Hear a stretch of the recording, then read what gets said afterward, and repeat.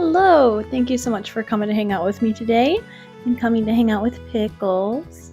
This is, if you have seen my previous video, this is a continuation of the hallway refresh that I started. So the last video was all about the celestial painting that I did. I painted my hallway ceiling to look like the night sky. So if you haven't seen that, go back and give it a watch. And this one is all about the final steps of that refresh. So I changed out the light fixture, and then I added crown molding, and finally I put in a gallery wall. Yeah, so please feel free to stick around and let me know what you think.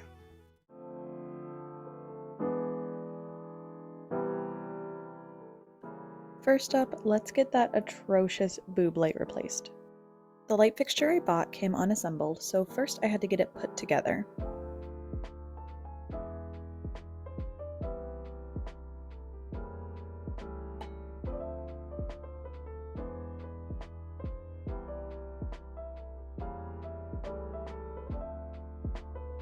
Alright, hello! So, for scale, throwing things around. For scale, here is the assembled light fixture. I mean, mostly assembled. So again, this is the canopy that's going to go against the ceiling, and all 6 of these are going to be those really pretty glass shades.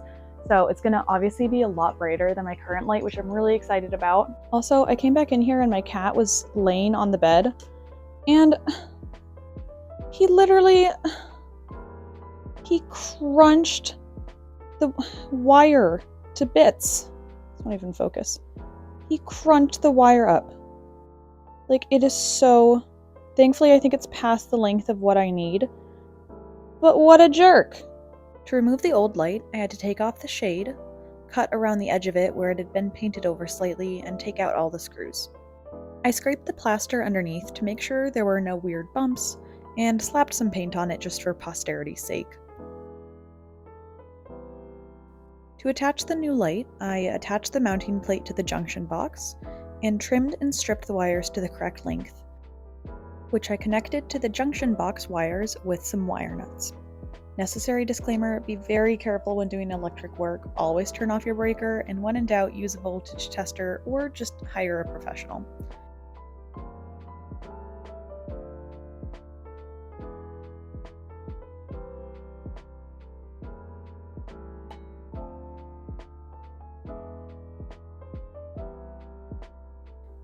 Unsurprisingly, I ended up not liking how that plain blue circle looked, so I decided to paint a little sun around the canopy.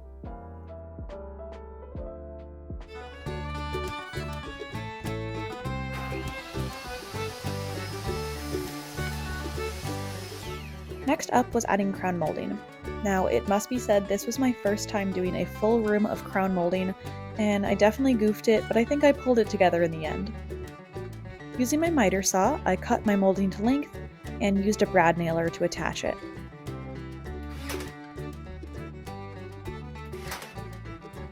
I caulked the seams, and then I paid for the hubris of jumping into this project thinking that I could just cut standard angles in an old crooked house. This resulted in lots of fudging it with some wood filler and a paintbrush. Alright, so for the final little piece de resistance on the crown molding, I'm going to be adding some corner decorations. So a very common thing in crown molding is using what's called corner blocks to essentially simplify your crown molding installation.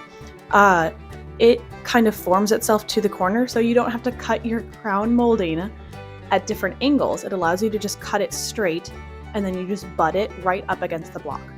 I do like the look of crown molding blocks, however, this is a very small hallway, and if I used corner blocks on all of the corners, I think it would look super crowded because they are pretty substantial, depending on the kind of blocks you get. And B, really the only ones I have available to me easily and cheaply are the builder grade standards from Lowe's.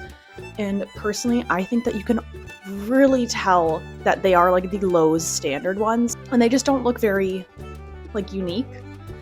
So instead, what I have done in the past and what I'm going to do today is get one of these medallions from the ornamental moldings section, cut this thing into quarters, and then I will bevel the edges to allow me to use the quarters of these as an inside or outside decorative piece. So cost breakdown, it's about the same as corner blocks anyways, because one of these is $15 and the standard outside and inside corner blocks, I believe, run minimum like $7 or $8 at Lowe's.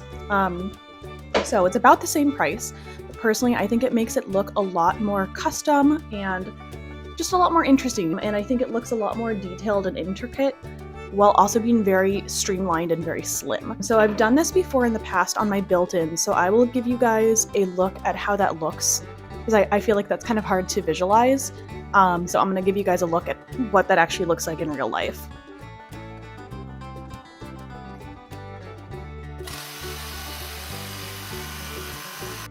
Once I had chopped the medallions into quarters, I put a quick and dirty bevel on them with my Dremel. I know this would have been so much cleaner if I had set up a proper jig for my router, but I seriously just couldn't be bothered. Of course, this once again meant hiding my sins with copious amounts of wood filler, after which I gave them a couple coats of paint. Finally, it was time to tackle the gallery wall.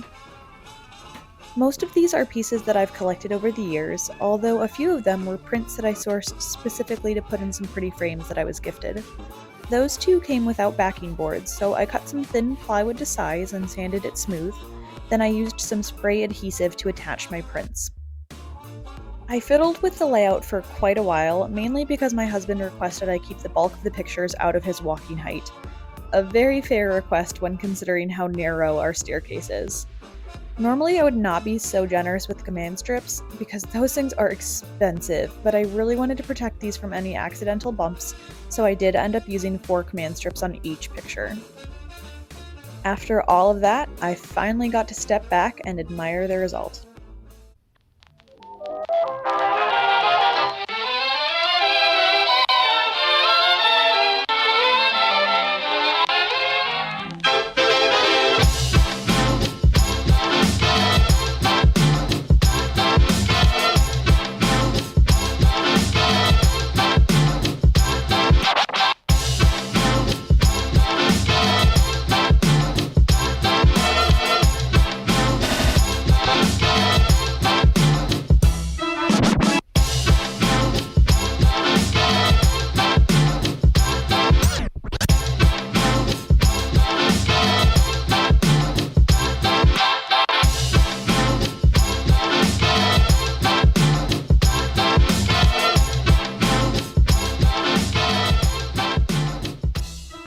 So there is the finished product, and I really like how it turned out. It's really different from some of the other decoration I've done in this house, but I kind of enjoyed having a space that was disconnected, so to speak, from the rest of the aesthetic, so that I could kind of go a little crazy with it and do something a little bit outside of the normal for my house. Because I don't know, I feel like the spaces that you don't have to spend a lot of your time in, like you're kind of just passing through it, I feel like those can take a much bigger dose of personality, because you see it, like you can admire it, but you don't have to like sleep under it. Yeah, so maybe that's a really weird way to think about a hallway, but I just feel like you can kind of go crazy in it because you don't have to spend all of your time in it. So I'll probably be taking a break from bigger projects until after the holiday. I will probably be doing some smaller crafts in between now and Christmas. So please feel free to join me for those. And please let me know in the comments what you think and if you do this in your own hallway. And yeah, have a great day. Do you have anything you'd like to say?